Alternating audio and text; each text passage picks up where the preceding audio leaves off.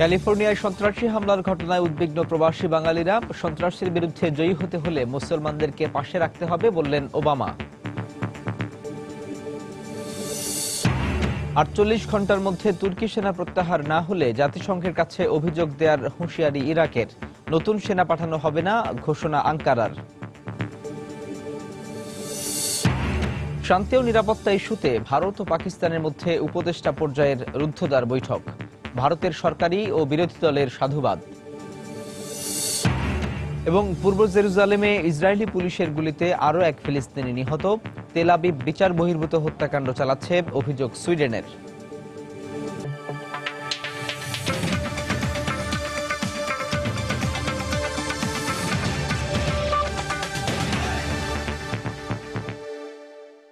আন্তর্জাতিক সময় আপনাদের সঙ্গে আছি আমি সাজিদ রাজু। যুক্তরাষ্ট্রের ক্যালিফোর্নিয়ায় সন্ত্রাসী হামলার ঘটনায় উদ্বেগে দিন কাটাচ্ছেন নিউ ইয়র্ক প্রবাসী বাঙালিরা। একদিকে রয়েছে যে কোনো সময় রোষানলে পড়ার আতঙ্ক, আর অন্যদিকে মুসলিম হওয়ায় সুবিধাবঞ্চিত হওয়ার আশঙ্কা। নিউ ইয়র্কের মেয়র প্রবাসীদের এই বিষয়ে আশ্বস্ত করলেও সন্তানদের লেখাপড়া নিয়ে চিন্তিত অভিভাবকরা। আমাদের নিউ ইয়র্ক প্রতিনিধি শিহাবুদ্দিন কিসলুর পাঠানো তথ্য ও ছবি নিয়ে ডেস্ক রিপোর্ট। রাজপথে মোমবাতি জ্বালিয়ে ক্যালিফোর্নিয়ায় সন্ত্রাসী হামলায় নিহতদের স্বজনদের প্রতি সমবেদনা জানিয়েছেন নিউ ইয়র্ক প্রবাসী বাঙালিরা। এ সময় ধর্মের নামে সন্ত্রাসী কর্মকাণ্ডের নিন্দা জানান তারা। পাশাপাশি সন্ত্রাসবাদের বিরুদ্ধে দেশে বিদেশে সবাইকে এক হয়ে কাজ করারও আহ্বান জানানো হয়। স্যান বার্নার্ডিনোতে গেল বুধবার পাকিস্তানি বংশোদ্ভূত 2 গ্রিন কার্ডধারী হামলা চালানোর ঘটনায় এখন আতঙ্কিত প্রবাসী বাঙালিরা। যারা আমরা মুসলমান এবং দাড়ি রাখছি এবং টুপি মাছে আছে তাদের জন্য হুমকি হয়ে দাঁড়াচ্ছে এবং তাদের কর্মক্ষেত্রেও এক ধরনের অনিশ্চয়তা বিরাজ করতেছে।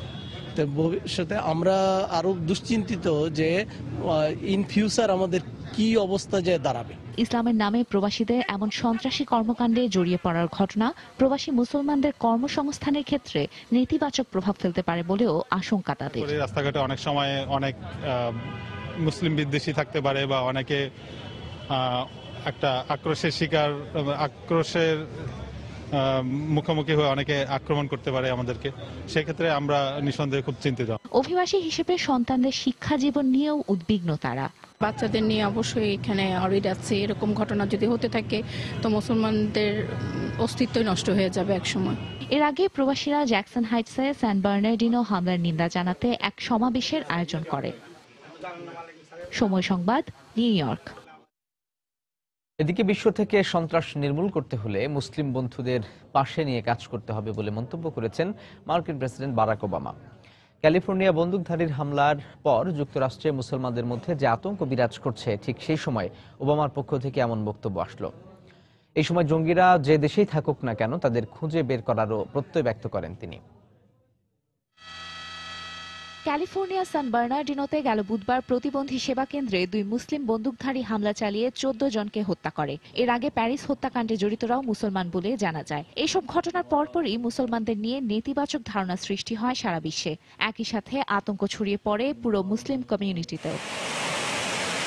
এইসব হামলার পরই আইএস দমনে বিমান হামলা জোরদার করে ফ্রান্স। মিত্রদেশের পাশে দাঁড়ায় জার্মানি এবং ব্রিটেন। মার্কিন প্রেসিডেন্ট বারাক ওবামা স্থানীয় সময় রোববার ওভাল কার্যালয়ের ভাষণে বলেন, এসব জঙ্গিরা যে দেশেই থাকুক না কেন তাদের খুঁজে বের করে দমন করবে মার্কিন সেনাবাহিনী। ক্যালিফোর্নিয়া যে হামলা হয়েছে নিঃসন্দেহে তার সন্ত্রাসবাদ। অনবরত এমন হামলার হুমকি আমাদের দেওয়া হচ্ছে, কিন্তু আমরা ভীত নই। মিত্র দেশকে সাথে নিয়ে আমরা জঙ্গি গোষ্ঠীকে নির্মূল করতে কঠোর পদক্ষেপ নিয়েছি। তবে তিনি এসব হামলার জন্য মুসলমানদের প্রতি বিদ্বেষী আচরণ না করার আহ্বান জানিয়েছেন।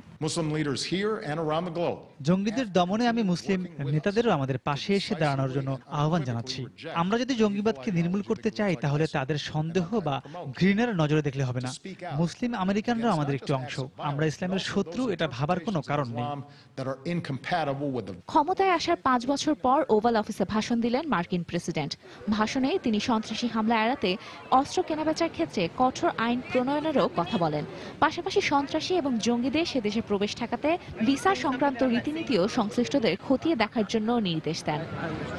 তানজিব মুনিয়াত, সময় সংবাদ। জঙ্গিবাদ নির্মূল ও অস্ত্র আইন সংশোধন নিয়ে মার্কিন প্রেসিডেন্ট বারাক ওবামার বক্তব্যের পর বিভিন্ন সামাজিক যোগাযোগ মাধ্যমে সমালোচনার ঝড় তুলেছেন রিপাবলিকান প্রেসিডেন্ট পদে মনোনয়ন প্রত্যাশীরা। রোববার ফেসবুক ও টুইটার বার্তায় প্রেসিডেন্ট ওবামার সমালোচনা করেছেন রিপাবলিকান প্রেসিডেন্ট পদপ্রার্থী Rand Paul, Donald Trump, Ted Cruz, Jeb Bush সহ অনেকে। বার্তায় তারা অস্ত্র আইন সংশোধনের পরিবর্তে দোষীদের খুঁজে বের করার উপর জোর দেন।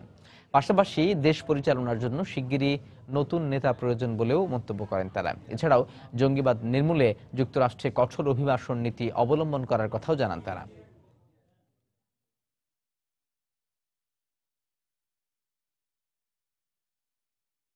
ক্যালিফোর্নিয়ার সেন্ট বার্নার্ডিনোতে হামলার সঙ্গে জড়িত তাসফিন মালিক সম্পর্কে তদন্তের বিষয়ে মার্কিন কর্তৃপক্ষকে সব ধরনের সহযোগিতার আশ্বাস দিয়েছেন পাকিস্তানের স্বরাষ্ট্রমন্ত্রী চৌধুরী নিসার আলী খান। রোববার এক সংবাদ সম্মেলনে এই কথা জানান তিনি। এ সময় যে কোনো ধরনের বৈধ সহযোগিতা করা তাদের আন্তর্জাতিক দায়িত্ব বলেও মন্তব্য করেন তিনি। তাসফিন মালিক পাকিস্তানে জন্মগ্রহণ করলেও 20 থেকে 30 বছর আগে সৌদি আরব চলে যান বলেও জানান তিনি। তবে এরপর যুক্তরাষ্ট্রের নাগরিককে বিয়ে করেন। গত বুধবার সেন্ট বার্নার্ডিনোতে একটি প্রতিবন্ধী কেন্দ্রে হামলার ঘটনায় 14 জন নিহত ও 21 জন আহত হয়।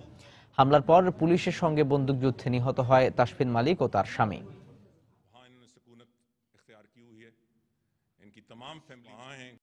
48 ঘন্টার মধ্যে ইরাকের উত্তরাঞ্চলে মোতায়েন করা তুর্কি সেনা প্রত্যাহার না করা হলে জাতিসংঘের কাছে অভিযোগ জানাবে ইরাক। বাগদাদের এমন হুঁশিয়ারির পর দেশটিতে নতুন করে আর সেনা পাঠানো হবে না বলে ঘোষণা দিয়েছে আঙ্কারা। যদিও ইরাকের দাবি অনুযায়ী দেশটিতে থাকা সেনা প্রত্যাহারের বিষয়ে পরিষ্কার করে কিছু জানায়নি তুরস্ক। এদিকে রুশ যুদ্ধবিমান ভূপাতিত করার জেরে তুরস্কের ওপর জারি করা নিষেধাজ্ঞা যত দ্রুত সম্ভব তুলে নিতে রাশিয়ার প্রতি আহ্বান জানিয়েছেন তুর্কি পররাষ্ট্রমন্ত্রী। আইএস নিয়ন্ত্রিত ইরাকের উত্তরাঞ্চলীয় শহর মসুলের কাছে অবস্থিত বাশিকা অঞ্চলে মোতায়েন করা কয়েকশো তুর্কি সেনা প্রত্যাহার করতে রোববার 48 ঘন্টার আলটিমেটাম দেয় ইরাকের প্রধানমন্ত্রী হায়দার আল আবাদি। অন্যথায় জাতিসংঘের কাছে অভিযোগ জানানোরও হুঁশিয়ার দিয়েছিলেন তিনি। আবাদির এমন হুঁশিয়ারির পর ইরাক সরকারের অনুমতি ছাড়া দেশটিতে নতুন করে আর কোনো সেনা পাঠানো হবে না বলে ঘোষণা দিয়েছে আঙ্কারা। রোববার ইরাকি প্রধানমন্ত্রীকে লেখা এক চিঠিতে এই কথা জানান তুর্কি প্রধানমন্ত্রী আহমেদ দাভুতোলু। যদিও আবাদির দাবি অনুযায়ী চিঠিতে ইরাকে থাকা সেনা প্রত্যাহারের বিষয়ে পরিষ্কার করে কিছু জানাননি তিনি। এর আগে নিয়মিত কর্মসূচির অংশ হিসেবেই আইএস বিরোধী লড়াইয়ে ইরাকি সেনাদের প্রশিক্ষণ দিতে গত বছর থেকে তুরস্ক বাশিকা সেনা ক্যাম্পটি পরিচালনা করে আসছে বলে জানান তুর্কি প্রধানমন্ত্রী। গোলা মেরে রুশ যুদ্ধবিমান ভূপাতিত করার জেরে তুরস্কের ওপর জারি করা নিষেধাজ্ঞা যত দ্রুত সম্ভব তুলে নিতে রাশিয়ার প্রতি আহ্বান জানিয়েছেন তুর্কি পররাষ্ট্রমন্ত্রী মেভলুত কাভসোলু। রোববার তুরস্কের স্থানীয় সংবাদ মাধ্যমকে দেয়া এক সাক্ষাৎকারে এই আহ্বান জানান তিনি।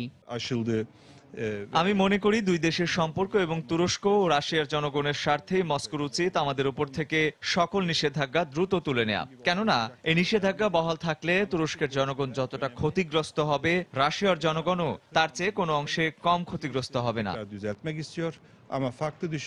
এদিকে সিরিয়ায় ব্রিটেনের আইএস বিরোধী বিমান হামলা সফল হবে না উল্লেখ করে একে সম্পূর্ণ অবৈধ বলে মন্তব্য করেছেন সিরীয় প্রেসিডেন্ট বাশার আল আসাদ। সেই সঙ্গে এই হামলা সন্ত্রাসবাদকে পরোক্ষ সমর্থন দেবে বলেও জানান তিনি।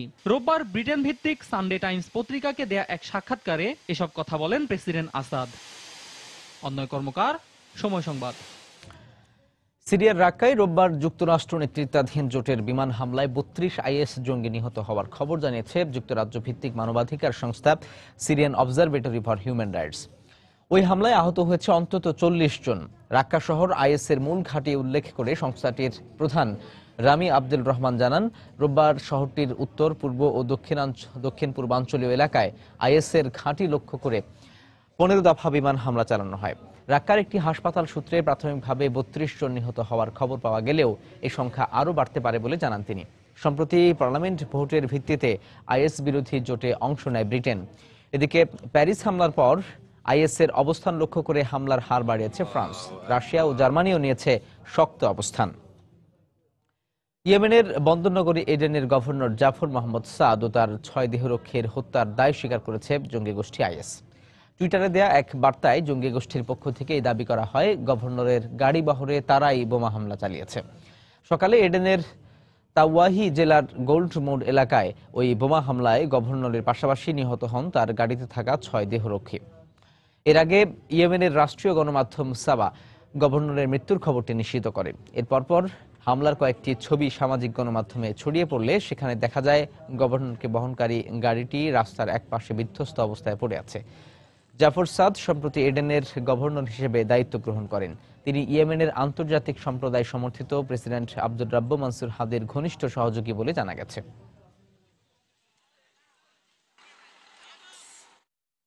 আন্তর্জাতিক সময় আরো যা দেখবেন। ফ্রান্সের আঞ্চলিক নির্বাচনে বড় ব্যবধানে এগিয়ে ন্যাশনাল ফ্রন্ট, জয়ী হলে জাতীয় নির্বাচনে বর্তমান সরকারের জন্য হুমকি হয়ে ওঠার আভাস। রোববার ভারত ও পাকিস্তানের জাতীয় নিরাপত্তা উপদেষ্টা পর্যায়ের রুদ্ধদ্বার বৈঠক হয়েছে ব্যাংককে। দীর্ঘ 4 ঘন্টার বৈঠকে দুদেশের শান্তি ও নিরাপত্তা, জম্মু কাশ্মীর, সন্ত্রাসবাদ সহ বেশ কিছু বিষয় নিয়ে আলোচনা করা হয়। এই আলোচনাকে আরও এগিয়ে নিতে দুপক্ষই একমত হয়েছে। বৈঠককে স্বাগত জানিয়েছেন ভারতের সরকারি ও বিরোধী দলের নেতারা।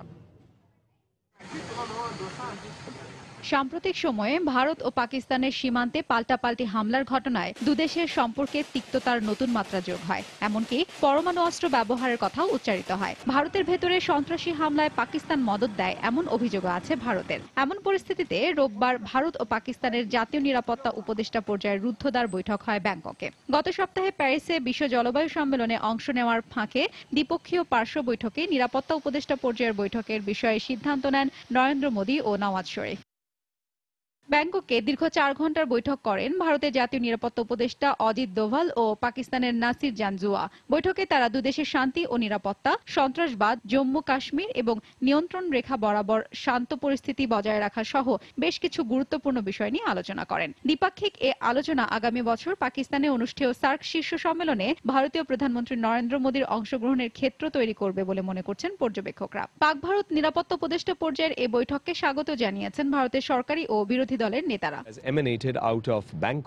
ব্যাংককে বৈঠকের পর তাদের বিবৃতি খেয়াল করলে স্পষ্টই দেখা যায় উফা বিবৃতি এখানে ভালোভাবেই প্রতিফলিত হয়েছে। শুরু হিসেবে এটা ভালোই মনে হচ্ছে। দুপক্ষেরই বরফ গলতে শুরু করেছে। উপমহাদেশের শান্তির জন্য দুদেশের মধ্যে ভালো সম্পর্ক দরকার। এবছরের শুরুতে রাশিয়ার উফায় অনুষ্ঠিত ব্রিক্স সম্মেলনের পার্শ্ব বৈঠকে সম্পর্ক উন্নয়নে আলোচনা শুরুর প্রাথমিক পদক্ষেপ হিসেবে জাতীয় নিরাপত্তা উপদেষ্টা পর্যায়ের বৈঠকের বিষয়ে একমত হয়েছিলেন দুদেশের প্রধানমন্ত্রী। তবে পাকিস্তানের নিরাপত্তা উপদেষ্টার সঙ্গে কাশ্মীরের বিচ্ছিন্নতাবাদীদের আলাপের বিষয় নিয়ে মতবিরোধের কারণে পরে তা বাতিল হয়ে যায়। হাফসাতুন্নেসা, সময় সংবাদ। পূর্ব জেরুজালেমে আরও এক ফিলিস্তিনিকে গুলি করে হত্যা করেছে ইসরায়েলি পুলিশ। ফিলিস্তিনি নেতারা ইহুদি রাষ্ট্রকে স্বীকৃতি না দিলে ইসরায়েল ফিলিস্তিনের এই সংঘর্ষ চলতেই থাকবে বলে মন্তব্য করেছেন ইসরায়েলের প্রধানমন্ত্রী বেনিয়ামিন নেতানিয়াহু। ফিলিস্তিনিদের উপর তেল আবিব বিচার বহির্ভূত হত্যাকাণ্ড চালাচ্ছে বলে সুইডেনের পররাষ্ট্র দপ্তর যে অভিযোগ করেছে তা নিয়েও তীব্র ক্ষোভ প্রকাশ করেন তিনি। রোববার ফিলিস্তিনি আন্দোলনকারী ও ইসরায়েলি পুলিশের পাল্টাপাল্টি সংঘর্ষে রণক্ষেত্রে পরিণত হয় অবরুদ্ধ পশ্চিম তীর। ইসরায়েলিদের দিকে পাথর নিক্ষেপ করতে থাকা ফিলিস্তিনিদের ছত্রভঙ্গ করতে কাঁদানে গ্যাস ও রাবার বুলেট ছোড়ে পুলিশ। দিনভর সংঘর্ষে আহত হয় অন্তত 30 জন। পূর্ব জেরুজালেমেও ছড়িয়ে পড়ে সংঘাত সহিংসতা। বেপরোয়া গাড়ি চালিয়ে এক ইসরায়েলিকে চাপা দেয় অজ্ঞাতনামা এক ফিলিস্তিনি। পুলিশের অভিযোগ, অন্য এক পথচারীর ওপর ছুরি হাতে হামলাও চালায় সে। ওই ফিলিস্তিনিকে গুলি করে হত্যা করে Israeli police.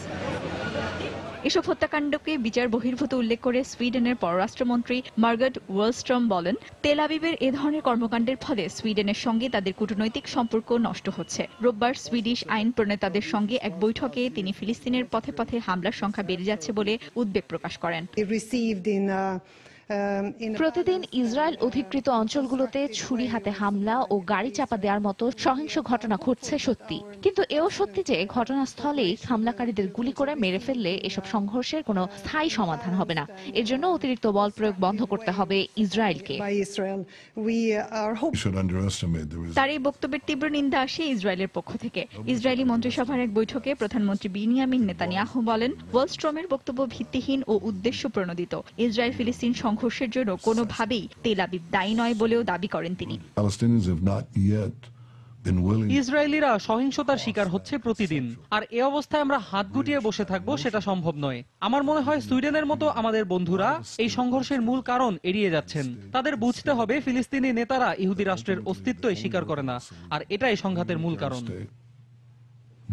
a demilitarized Palestinian state. এদিকে আল আকসা মসজিদে হামলা চালিয়েছে একদল ইসরায়েলি দখলদার। রোববার ইহুদিদের ধর্মীয় উৎসব হানুকাহ চলাকালীন মুসলমানদের অন্যতম প্রধান এই তীর্থস্থানে ঢুকে ফিলিস্তিনিদের ওপর অতর্কিতে হামলা চালায় তারা। এই সময় ওই এলাকায় দায়িত্বে থাকা ইসরায়েলি পুলিশ নীরব ভূমিকা পালন করে বলে অভিযোগ ফিলিস্তিনিদের। এই ঘটনায় হতাহতের কোনো খবর জানায়নি গণমাধ্যম। সঞ্জিদ ইসলাম, সময় সংবাদ। এদিকে গাজায় বেশিরভাগ শিশুই পড়াশোনা থেকে ঝরে পড়ছে। জীবিকা অর্জনের জন্য বাধ্য হচ্ছে বিভিন্ন ঝুঁকিপূর্ণ কাজ করতে। এছাড়া প্রায় 18 লাখ প্রাপ্তবয়স্ক লোক সেখানে বেকার জীবনযাপন করছে। ফিলিস্তিনি শরণার্থীদের নিয়ে জাতিসংঘের ত্রাণ বিষয়ক সংস্থার এক প্রতিবেদনে তথ্য প্রকাশ করা হয়েছে। প্রতিবেদনে বলা হয়, গাজায় বর্তমানে পর্যাপ্ত চাকরির সুযোগ নেই। সাম্প্রতিক সময়ে সেখানকার অর্থনৈতিক অবকাঠামো ভেঙে পড়েছে। প্রতিবেদনে আরো বলা হয়, ওই অঞ্চলে বেকারত্বের হার বর্তমানে বিশ্বের মধ্যে সবচেয়ে বেশি। এতে বিশাল জনগোষ্ঠী, বিশেষ করে তরুণরা হতাশায় ভুগছে। তবে স্থানীয় সরকারি কর্মকর্তারা বলছেন, শিশুশ্রম বন্ধে ও বেকারত্ব দূর করতে তারা সর্বোচ্চ চেষ্টা করছেন।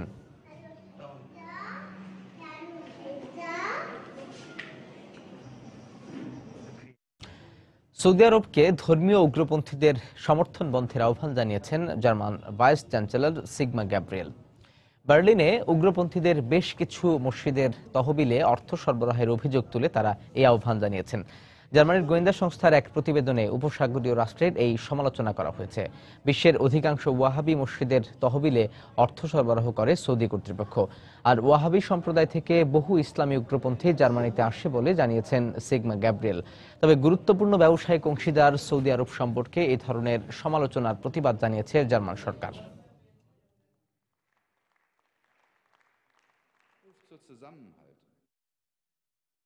এদিকে সৌদি আরবে স্থানীয় সরকার নির্বাচনে প্রথমবারের মতো নারীরা প্রার্থী হিসেবে অংশগ্রহণ করছে। স্থানীয় সরকার নির্বাচনে নারীদের এই অংশগ্রহণ কট্টর ইসলামপন্থী সৌদি আরবে গণতান্ত্রিক শাসন ও নারী পুরুষের সমতার ক্ষেত্রে প্রথম পদক্ষেপ হিসেবে ধরা হচ্ছে। এই নির্বাচনে ভোট দেওয়ার জন্য 1,30,000 নারী অন্তর্ভুক্ত হয়েছেন। 2011 সালে সৌদি বাদশাহ আবদুল্লাহ ঘোষণা দেন, নারীরা স্থানীয় সরকার নির্বাচনে অংশগ্রহণ করতে পারবেন। সেই সময় সৌদি আরবে প্রধান ইমাম নারীদের এই রাজনৈতিক অংশগ্রহণকে শয়তানের দরজা খুলে দেয়া বলে মত দিয়েছিলেন। এরপরেও বাদশাহ আবদুল্লাহ 150 জনের শুরা কাউন্সিলে 30 জন নারীকে মনোনয়ন দিয়েছিলেন। এবছর স্থানীয় সরকার নির্বাচনে 7,000 প্রার্থীর মধ্যে 974 জন নারী নির্বাচনী প্রার্থী হয়েছেন।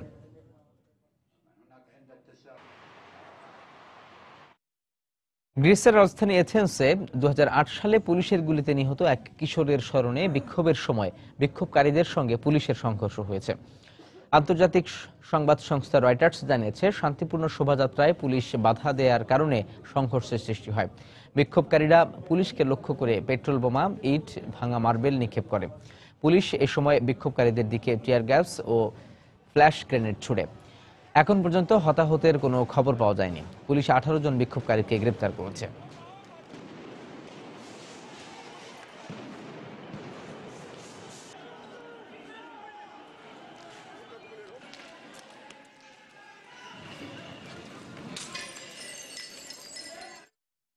পূর্ব লন্ডনের একটি রেল স্টেশনে হামলাকারীর প্রকৃত উদ্দেশ্য সম্পর্কে এখনো কিছু জানা যায়নি।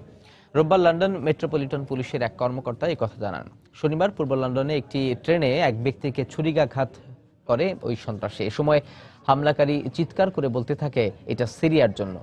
এই ঘটনাকে সন্ত্রাসী কর্মকাণ্ড বলেছে পুলিশ। এ সময় ট্রেনের অন্যান্য যাত্রীদেরও হুমকি দেয় ওই সন্ত্রাসী। ঘটনার কারণ উদ্ঘাটনে তদন্ত চালাচ্ছে পুলিশ। দেশটিতে বর্তমানে দ্বিতীয় সর্বোচ্চ সতর্কতা জারি করা হয়েছে। প্যারিসের জলবায়ু সম্মেলনে বিশ্ব নেতৃত্বের একটি পরিবেশ বান্ধব ও বাস্তবসম্মত সিদ্ধান্তে পৌঁছানোর দাবিতে রোববার বেলজিয়ামের উপকূলীয় নগরী অস্টেন্ডে জলবায়ু পদযাত্রায় অংশ নিয়েছেন অন্তত 10,000 বিক্ষোভকারী। এ সময় তারা সমুদ্র তীর ঘেঁষে পরিবেশ রক্ষার দাবিতে স্লোগান দেয় এবং মানববন্ধন করে। তাদের আশা, এবারের সম্মেলনে গৃহীত সিদ্ধান্ত বৈশ্বিক উষ্ণতা বৃদ্ধি রোধে গুরুত্বপূর্ণ ভূমিকা রাখবে। এর আগে জলবায়ু সম্মেলনে ধনী রাষ্ট্রগুলো কার্বন নিঃসরণের হার কমিয়ে আনার প্রতিশ্রুতি দিয়ে আসলেও বাস্তবে কোনো পরিবর্তন হয়নি। প্রাকৃতিক দুর্যোগ মোকাবেলায় শিল্পোন্নত দেশগুলোর সক্ষমতা থাকলেও দরিদ্র রাষ্ট্রগুলোকে বছরের পর বছর অসহনীয় দুর্ভোগ পোহাতে হয়। গত কয়েক বছরে অনুষ্ঠিত বিশ্ব জলবায়ু সম্মেলন সেই দুর্গত রাষ্ট্রগুলোর প্রত্যাশা পূরণে বারবার ব্যর্থ হয়েছে উল্লেখ করে বিক্ষোভকারীরা জানান এবার তারা হতাশ হতে চান না। তবে সম্মেলনের কয়েকদিন পেরিয়ে গেলেও বড় কোনো সিদ্ধান্ত বেরিয়ে না আসায় এবার বড় কোনো প্রাপ্তির খবর মিলবে কিনা তা নিয়ে সংশয় দেখা দিয়েছে। আন্তর্জাতিক সময় আরো যা দেখবেন। যুক্তরাষ্ট্রের ক্যালিফোর্নিয়ায় দ্য গেমস অ্যাওয়ার্ড 2015 অনুষ্ঠিত। দ্য উইচার 3 ঝুলিতে শ্রেষ্ঠ গেমের পুরস্কার। ফ্রান্সের আঞ্চলিক নির্বাচনে বড় ব্যবধানে এগিয়ে রয়েছে কট্টর ডানপন্থী দল ন্যাশনাল ফ্রন্ট। ভোট কেন্দ্র ফেরত জনমত যাচাই দেখা যায় 30.8% ভোট পেতে যাচ্ছে ইউরোপীয় ইউনিয়ন বিরোধী মারি ল পেনের দল। দ্বিতীয় অবস্থানে রয়েছে আরেক বিরোধী দল নিকোলা সার্কোজির লা রিপাবলিকা দল।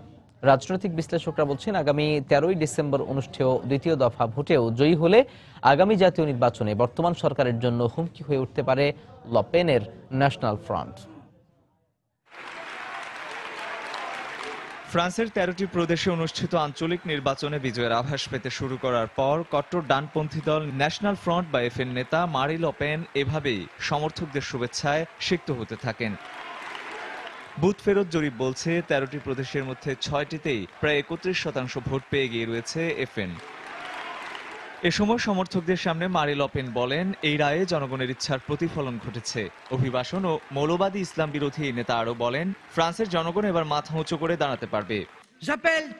আপনাদের সবাইকে ধন্যবাদ। এটা এক ঐতিহাসিক অনন্য সাধারণ ফলাফল, বর্তমান প্রেক্ষাপটে একেবারেই অপ্রত্যাশিত। এই ফলাফল প্রমাণ করে আমরাই এখন দেশের সবচেয়ে জনপ্রিয় দল।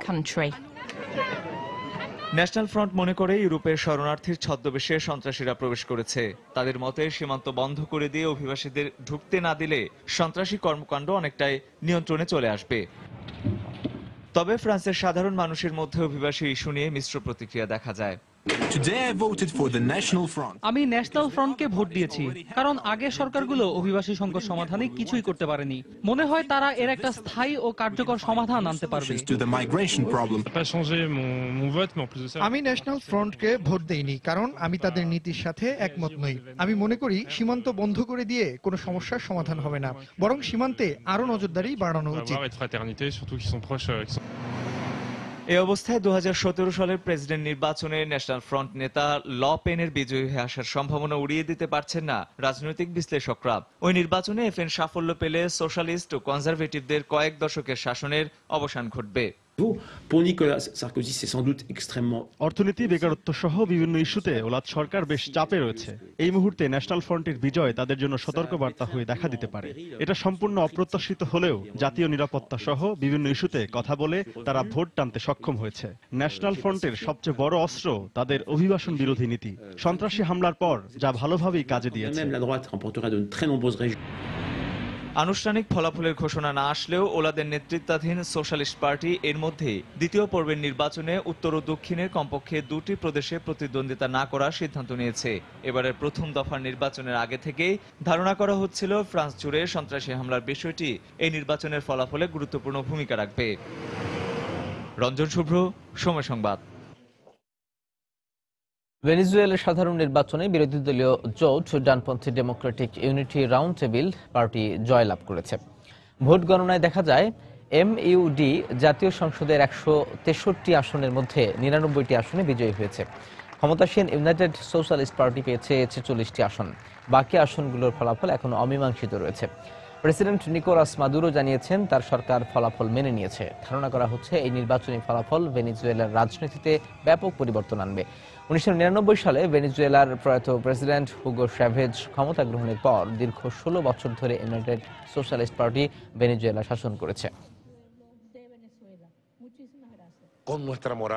নেপালের মাধেসি সম্প্রদায়ের আন্দোলনের প্রতি সমর্থন জানিয়েছেন ভারতের পররাষ্ট্রমন্ত্রী সুষমা স্বরাজ। নেপালে চলা নতুন সংবিধান বিরোধী বিক্ষোভের ফলে যে রাজনৈতিক সংকট দেখা দিয়েছে তা নিরসনে সুষমা স্বরাজের সঙ্গে তার বাসভবনে দেখা করতে যান মাধেসি সম্প্রদায়ের নেতারা। এ সময় তিনি তার সমর্থনের ব্যাপারে নেতাদের আশ্বস্ত করেন। এদিকে নেপালের মাধেসি সম্প্রদায়ের অনেকে দিল্লিতেও বিক্ষোভ করেছে। দিল্লিতে নেপাল দূতাবাসের সামনে নতুন সংবিধানের বিরুদ্ধে আন্দোলন করে তারা।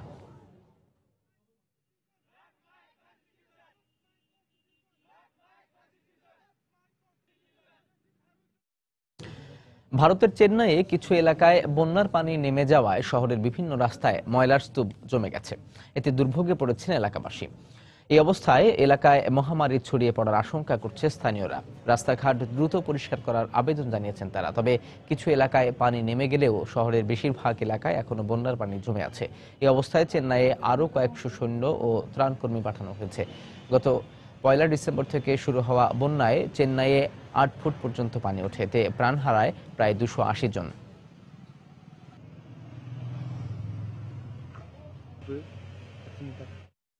ভারতীয় প্রধানমন্ত্রী নরেন্দ্র মোদীকে হত্যার পরিকল্পনা করেছিল পাকিস্তানি জঙ্গি সংগঠন লস্কর-ই-তৈয়বা।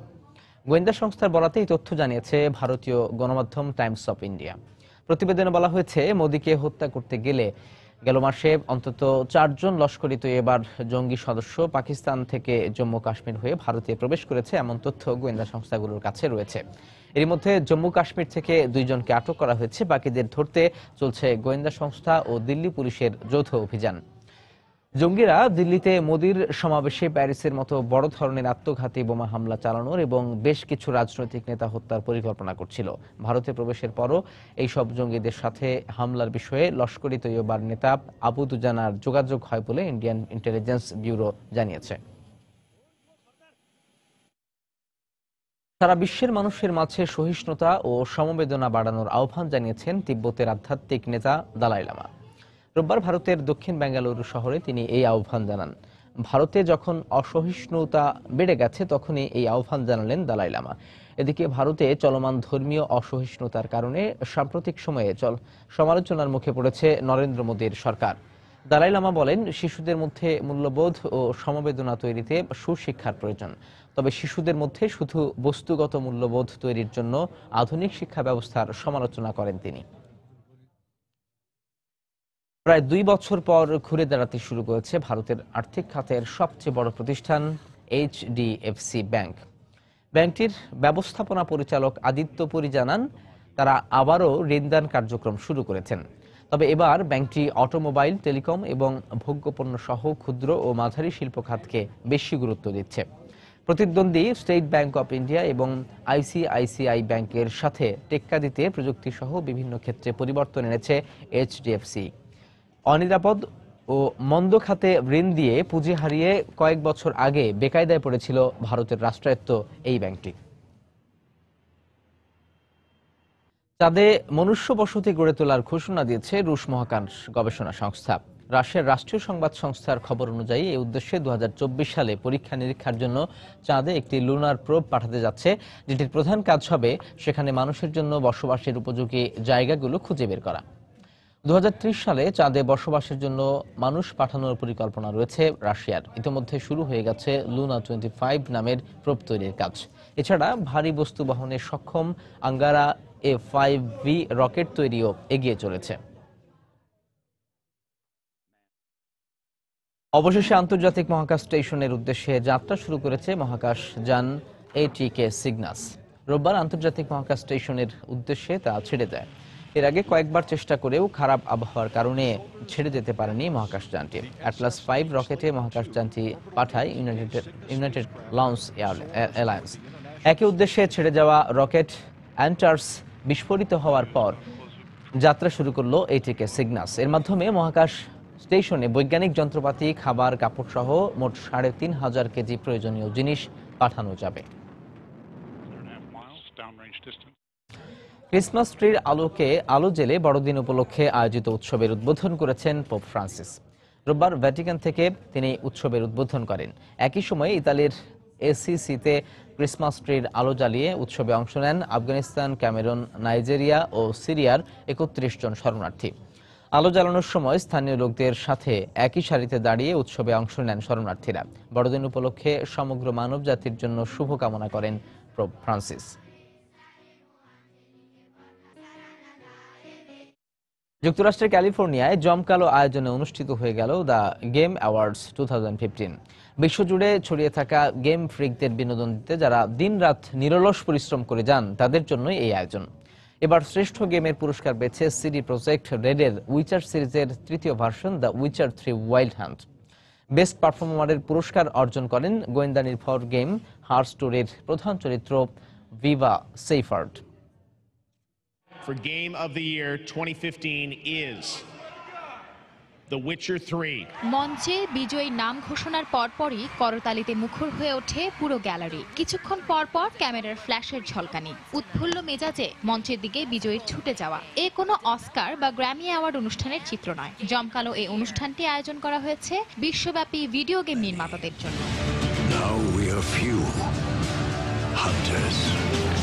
যুক্তরাষ্ট্র ভিত্তিক দ্য গেম অ্যাওয়ার্ড শীর্ষক এই অনুষ্ঠানে এবছর শ্রেষ্ঠ গেমের পুরস্কার পেয়েছে the Witcher 3 wild hunt. The one they call Geralt of Rivia, the White Wolf. Poland ভিত্তিক ভিডিও গেম নির্মাতা ও প্রকাশক প্রতিষ্ঠান সিডি প্রজেক্ট রেডের উইচার সিরিজের তৃতীয় এই জনপ্রিয় ও ব্যবসা সফল গেমটি বাজারে আসে চলতি বছরের ফেব্রুয়ারিতে। And when I do, what then? I shall give her what she deserves. Polish লেখক অ্যান্ড্রে স্যাপকোস্কির উইচার বইয়ের আলোকে গেমটি তৈরি করা হয়। এখানে গেমারদের জেরাল্ডের পালক কন্যা সিরির জীবন বাঁচানোর উদ্দেশ্যে বিভিন্ন প্রতিকূলতা পাড়ি দিয়ে লেভেল অতিক্রম করতে হয়। ছবির ভিজুয়াল গ্রাফিক্স ও অ্যাকশন আগের যে কোনো গেমকে হার মানাতে বাধ্য।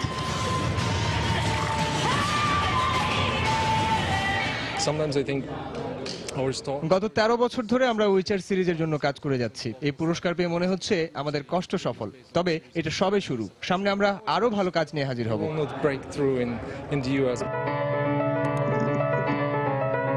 বেস্ট পারফর্মারের পুরস্কার অর্জন করেন ভিন্নধর্মী ভিডিও গেম হার্ট স্টোরির প্রধান চরিত্র ভিভা সেইফার্ট। পুলিশকে দেয়া এক নারীর কয়েক দফা সাক্ষাৎকারের উপর ভিত্তি করেই এগিয়ে যায় মূল গল্প। 1944 সালে ঘটে যাওয়া এক হত্যাকাণ্ডের রহস্য উন্মোচন করাই গেমটির প্রধান উদ্দেশ্য।